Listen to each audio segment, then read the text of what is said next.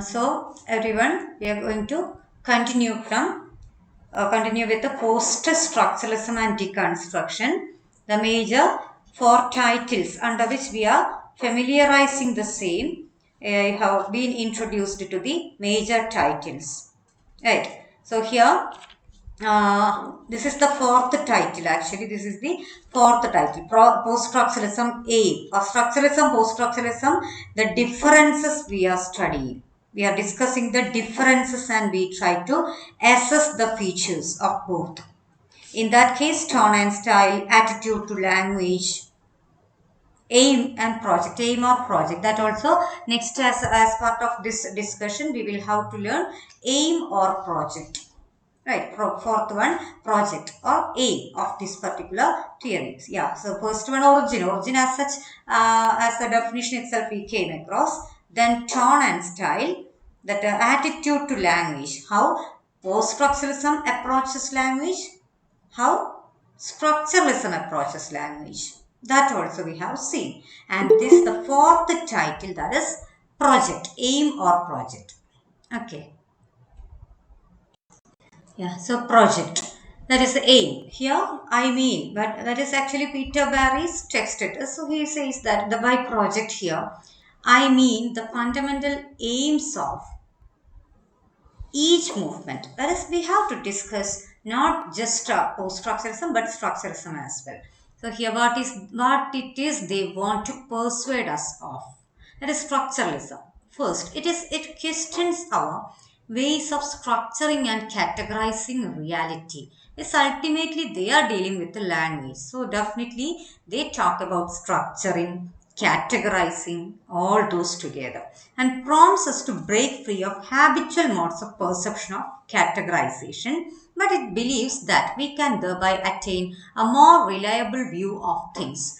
I already told you with an example of a friend. Only one friend is there, but very reliable, so that you don't need many others to be as a companion or to disclose your matters, your thoughts. So you're satisfied with that friend. In the same way, post structuralism, they are much happy about that just one friend, that is language. They say that we can thereby attain a more reliable view of things. If you take language for granted, it is not going to bring any kind of problem in your case. But post structuralism, you know, it is very skeptical about language, and it's much more fundamental. It distrusts the very notion of reason. You see, very notion of reason. That is how you make things in a very closed space. This is the reason. That is the reason. They are Westerners, so they are very elegant. We are just minors. We are in India. We are in Asian continent. We were colonized people. Our language is not that good. So these are the reasons, or this is the way in which you people or we people or anyone try to put things inside certain centers, and the whole things to be decentered. Even language. Language, when you finalize something, when you fix something, the same thing happens there. You say, yeah, you refer to the person who chairs a session to be chairman. In that case, you are erasing the woman, her identity. You just think that I am chairing a session. And now you have a gender neutral term like chairperson. But in the past, it was not like that. So language is very deliberately giving you reasons. Very deliberately, language is giving you certain ideas which gets fixed and finalized in your mind so that there is no going out. You do not want to question that. See, this questioning happens after feminism or certain other movements which really wanted to challenge the system. And definitely, they all make use of this deconstruction as a weapon tool, because this is ultimately about distrusting and challenging the centers. The established centers they never want to promote. That is the reason why This notion of reason, notion of center, everything they want to distrust and deconstruct. The idea of the human being as an independent entity, that is the first thing. And the idea of the human being as an independent entity. So everything is fluid, subject is fluid. That is preferring the notion of the dissolved or constructed subject. You say that, yeah, a rich person, a bourgeois, and that is the notion we used to take for granted. That is, they are high born, they are already rich, they have their own inheritance, they have their own culture, and that is how these people colonized us Westerners. They came and gave us the notion that we are something higher than you, so you are supposed to be obedient. You are not supposed to question us. That is a constructed subject, but we didn't know that it is constructed. We always wanted to take something when as and when given by some powerful points or centers, to specifically say the centers. We never dared to question before this post-structuralism or deconstruction, because this is about independent entity, human beings, certain people getting more prominence, as well as more and more consideration, respect, power. This deconstruction wants to challenge that notion, and they preferred the notion of the dissolved or constructed subject. You constructed it. Who told that this particular sector is powerful? Who told that they are by nature very high or very rich, maybe richness you acquire in your later in, but that is the, so on behalf of caste, creed, how much of this kind of a notion or this kind of constructions stay even within our minds. We are ready to take those for granted unless and until we get some points of this kind to question that.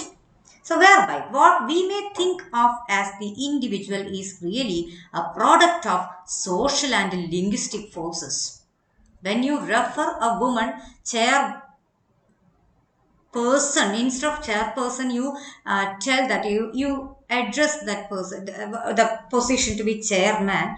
You say that a woman, even if you chair a session, even if you do any job of any kind, but you are not there as a presence. That is the linguistic forces which are hidden in a hidden way. These are working to promote certain power structures.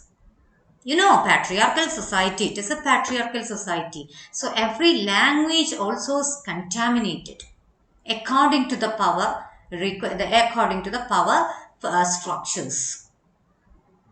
So that's why these feminists talk about the male constructed language. The same constructed way of language, the system, these people would like to challenge. That is not an essence at all. There is no essence. They are questioning that very essence, the notion of essence. Essentialism and existentialism. Existentialism comes from this, but essentialism, this post-structuralism doesn't have anything. They are not at all willing to accept this essentialism. Center. Yeah, you are in the center, we are in the periphery, we are in the margin. That is how all these power structures, the problem of power,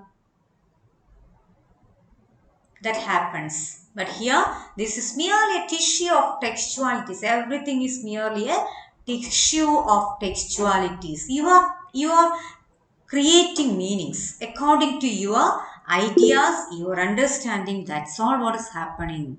That's they want to. This is an aim of them. Yeah. So, tissue of textualities. I told you, textuality is the meaning potential, the ability of a text to generate the meaning. That's what you mean by textuality. So, this is just about the powerful people. They have already constructed these meanings. Okay, nothing else that, nothing beyond that. But you think that this is already essentially there. Essence, I told you, this is about the way we think about people. Oh, they are very rich families. That is, they belong to such a high social class. So we have to respect them. These are very constructed, really constructed. By nature, nothing as such. We all born, we are all born naked with the same kind of flesh and blood. The skin color, on behalf of skin color, you differentiate people.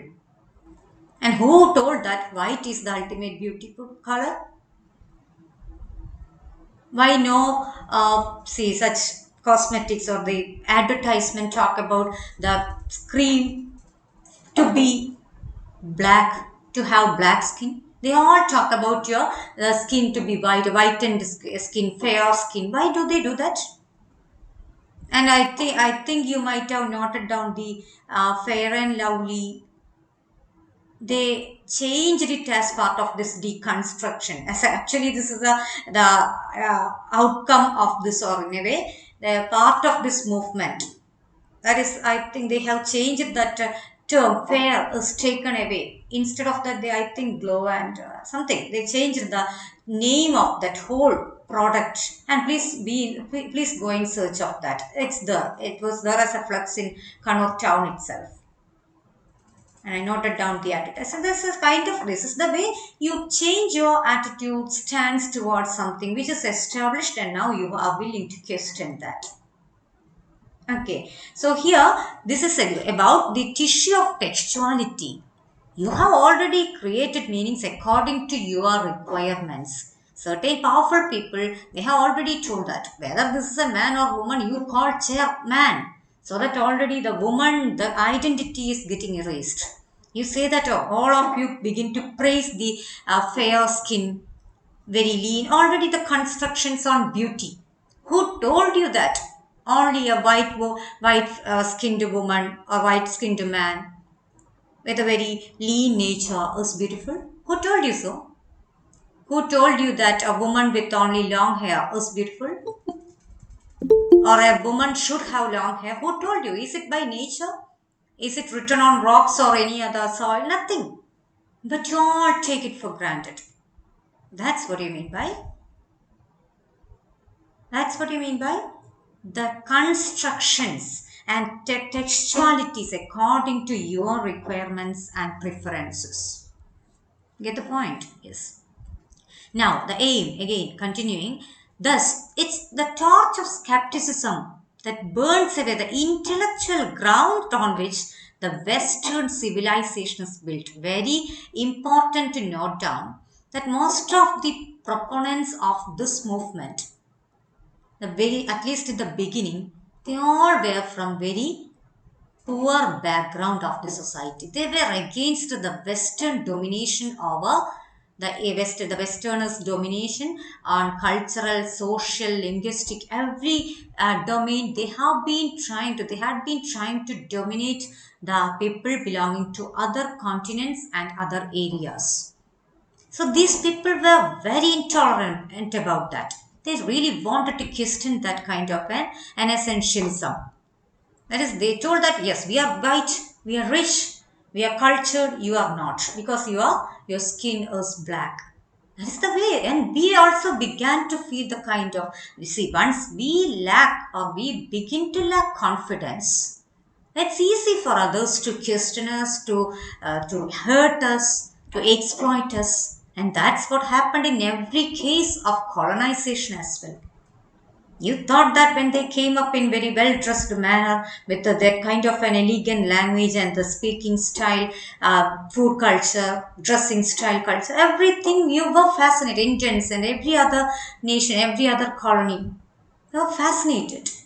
So this is the way, but this Western civilization, these proponents of this theory, the movement really wanted to question the intellectual ground on which the Western civilization is built.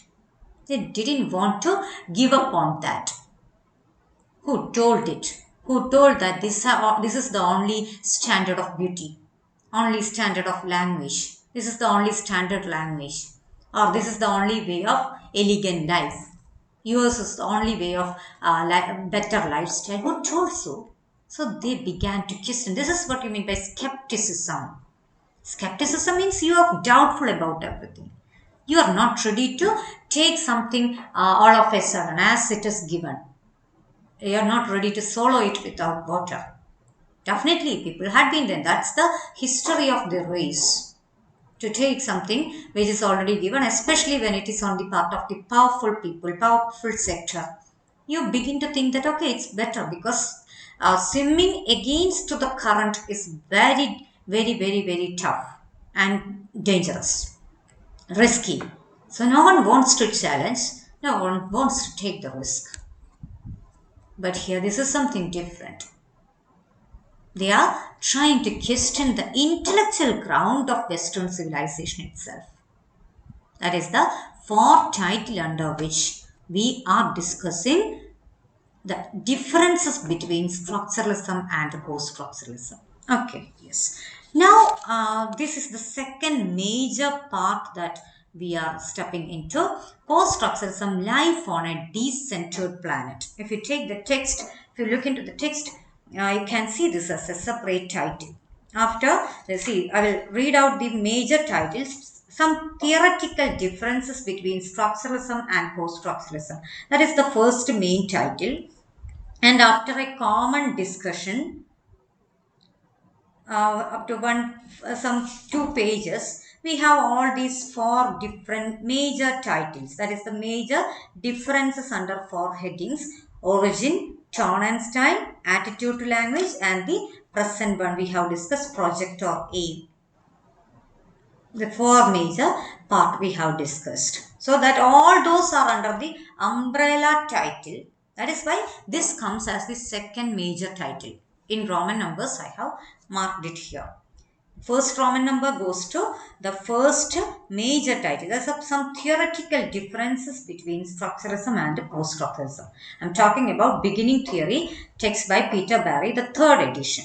Okay, yes. So the major next title, post-structuralism, life on a decentered planet. Life on a decentered planet. What is this decentered planet? So center of importance, center of attraction. These are the notions that tie us under certain fixations or some other kind of fixed notions which we are worried about challenging. We never want to take the risk of challenging.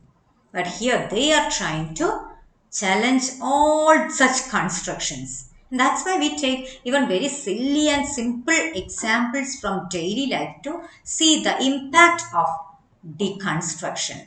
How drastically it changes even a very simple sentence or a paragraph or a whole novel, whole poetry. The whole face of that gets changed if you are willing to read it in a different, if you are willing to look at that in a different angle, from a different angle. That's how gust, the etymology, how it can change it to be an entirely different thing. It is the exact negative meaning you are getting. If you are in search of just with the one word, you get the whole idea changed. So this is how you are decentering. Already you have a center. We think that we have a center, but they say that nothing is such. Nothing as such.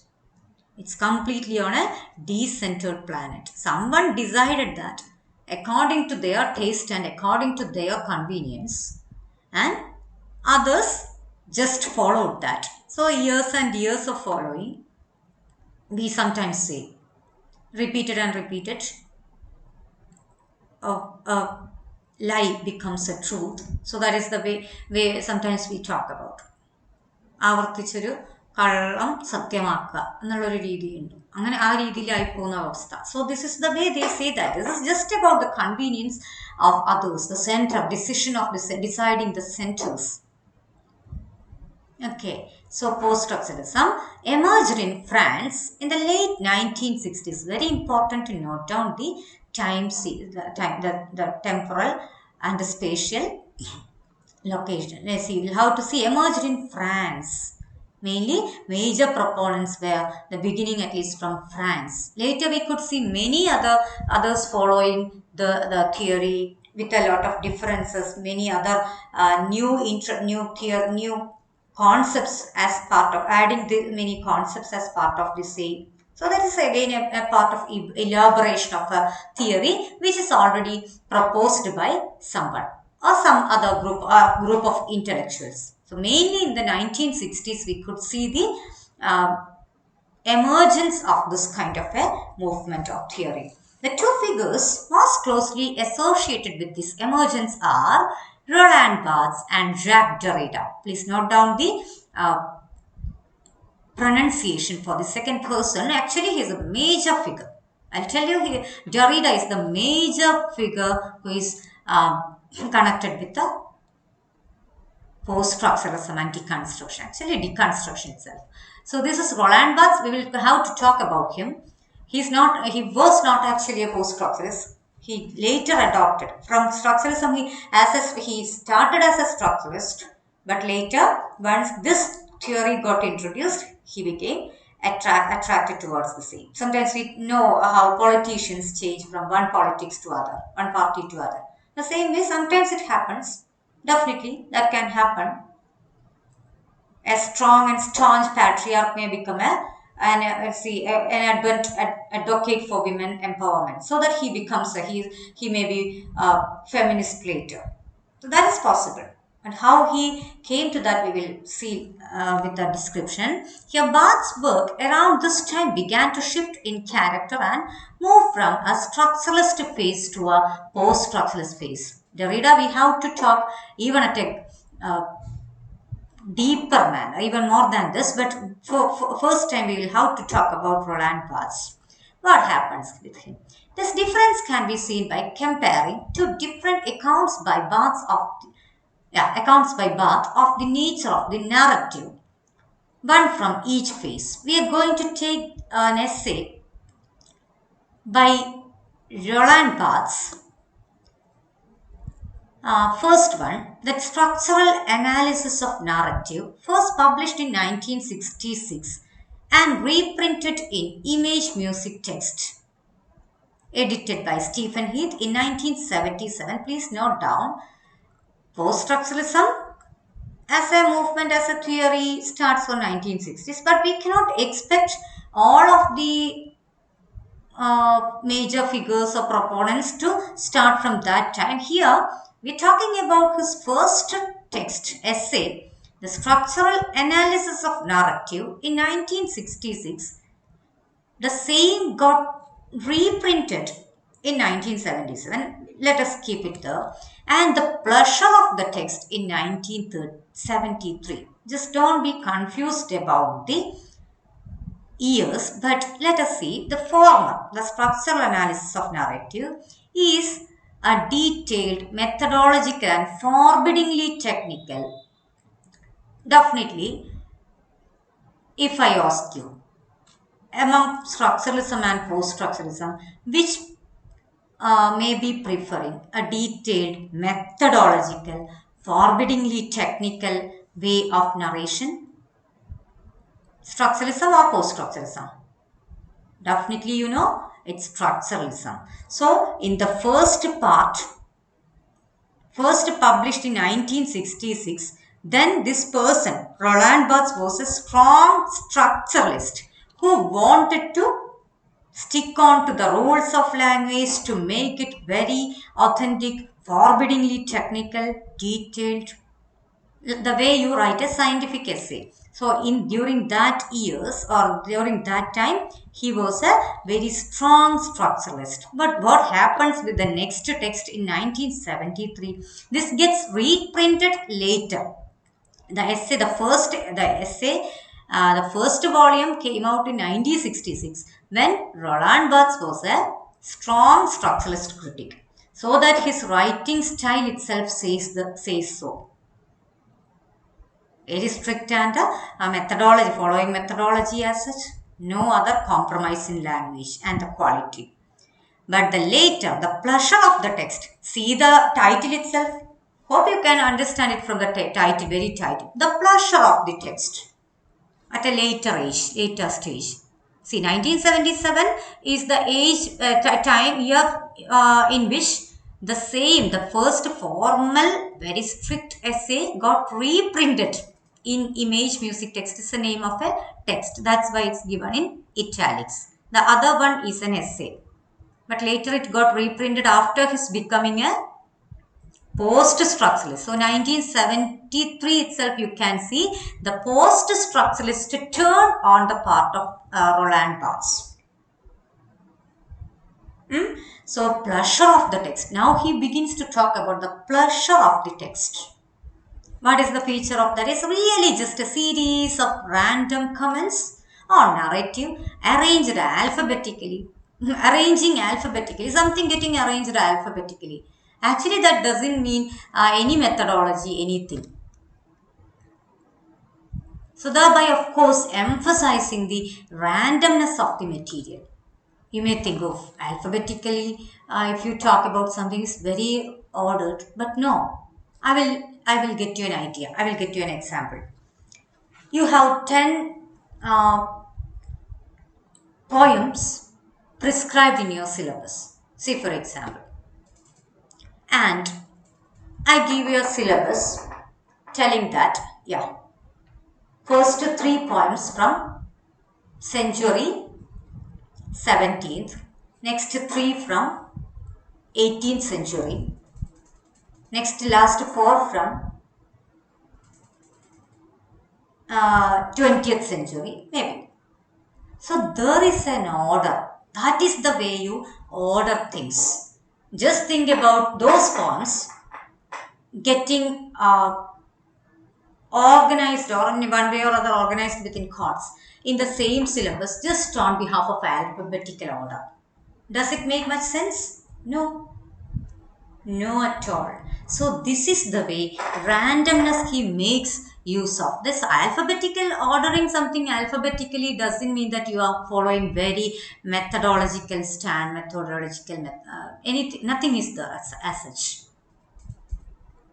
Okay, so this is the way. Yeah, again one more example I will get you. You should not be confused in that with that sentence.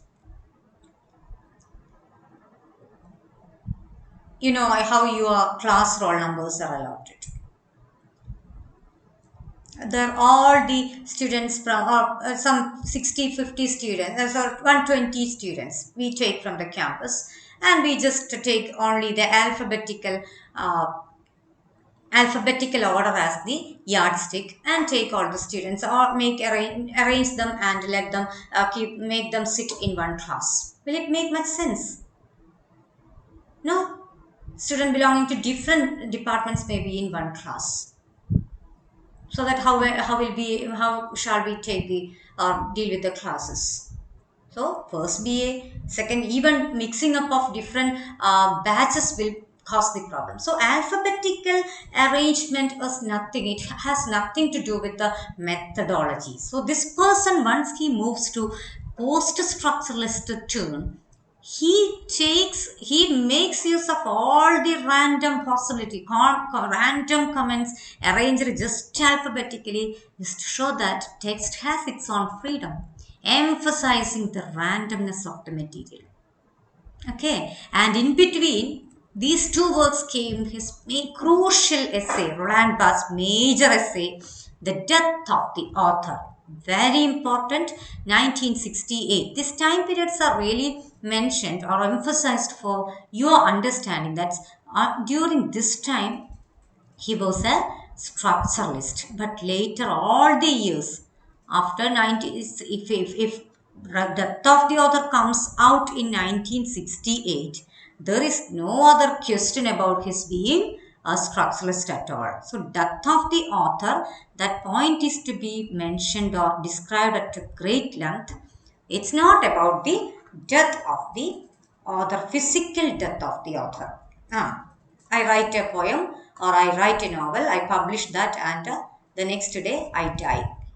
Is it what you mean by the death of the author? No. The death of the author means once the writing is finished, whether a poem or novel, short story, whatever it may be, a creative piece is there on the part of a writer, his or her work is over.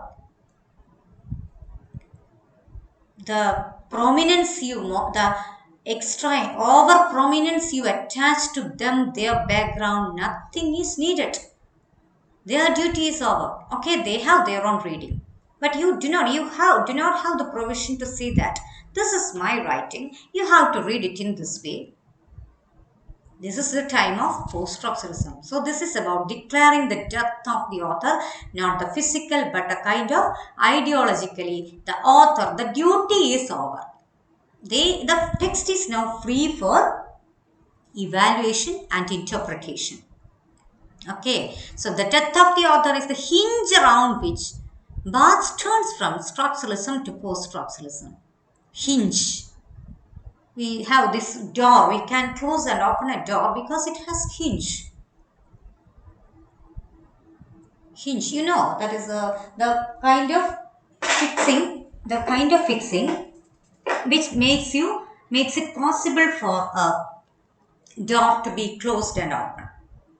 On the part of its getting fixed on if it is wooden or whichever it may be, almost all the door systems, nowadays we have other technologies, but most of the doors work on behalf of the same kind of hinge around which this is a turning from structuralism to post-structuralism, the smoothness with which this person turns from structuralism to post-structuralism. So if it is a classroom, I used to show that kind of a door, how it's a hinge, the smooth, how easily it gets opened and closed because the hinge is fixed in that way.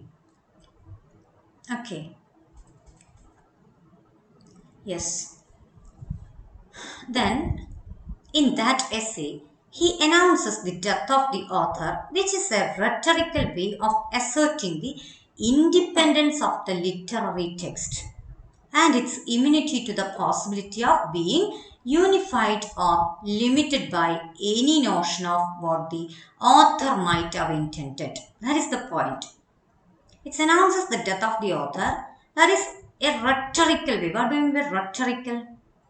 Rhetorics means you're very intelligently speaking about something. You're speaking about something in an assertive or kind of very confident, with much confidence. It's asserting the independence of the literary text. Just think about you're getting a poem to be evaluated for interpretation. The first thing you write about is, or just think about almost all. Now you have, you're familiar with the poetry paper, prose paper, all those papers. Whenever and wherever you would like to write an essay or a paragraph about a poem, an interpretation about a poem, the first thing you mention it is the poem, then title, written by. It's about the acknowledging the writer first, and then you write. Some of us write at great length about the writer and the biographical details, the place where he or she lived. All those happens. But and again, just last one paragraph for the poem as such, or the short story. It's a commentary of anyway. The question is on that, so something is to be told about. That's all. But that time is over. Now this is about asserting the independence of the literary text and its immunity to the possibility of being unified or limited by any notion of what the author might have intended, of what he or she might have intended. If I do not read according to that notion, what a kind of sin I am doing. No concern of such as such is needed any longer. No longer such consideration is preferred or needed, because now the text is free. Post-structuralism, the proponents, the major figures are asserting the death of the author. Not the physical death, but the kind of the presence. Their presence is not there any longer. You are not supposed to take them or consider them along with the text that is with you. That is immunity to the possibility. That is, the text's immunity to the possibility of being unified or limited by any notion of what the author might have intended. Okay, a person is writing something, he or she might have added a lot of creativity into that. That is up to them. They can never compel you or they can never blame you for an entirely different meaning that you have brought forth or that you bring forward. That is your reading. And that particular new readings are promoted by these new theories. That is in one way or other challenging, again challenging the center. As far as a text is concerned, as far as a text work, not text. Text is the term which is very exclusive or in one way or other preferable to post-structuralism. But we used to talk about work. That's why they talk about from work to text. Text is something having much meaning potential. Work is something very under the notion of ownership. This is a work by this and this person. But text is more open. That is why the intention means aim. Definitely their creativity, they can think about a person to be very, a character to be very good, fine or intelligent. But if another person begins to think about it in a very different manner. Oh, well, that's how you have different opinions, reviews on certain movies. Just think about the very recent time movies where a number of people talk about it to be very excellent at a portrayal, the characters to be very strong, the whole thing to be very revolutionary. But all of a sudden, you get an entirely different reading from different centers. Right. So this is the way you have an entirely different, limited, not to that is why it is not limited or unified by any notion of what the author might have intended or crafted. This is just definitely about their crafting. They have intentions or aims of their own. They prefer their characters to be read according to their notion. But we are not liable to that. We are not committed to that in that way. They just get us the text as a free entity. It's a free thing. You can read it according to your notion. That's the freedom. And that's why this depth of the author is highly and heavily emphasized and asserted with all the rhetorical skill. Instead, the essay makes this which essay? Depth of the author. Essay makes a declaration of radical textual independence. Radical, very strong. Radical textual independence. Your text is independent now. Think about a country which becomes independent.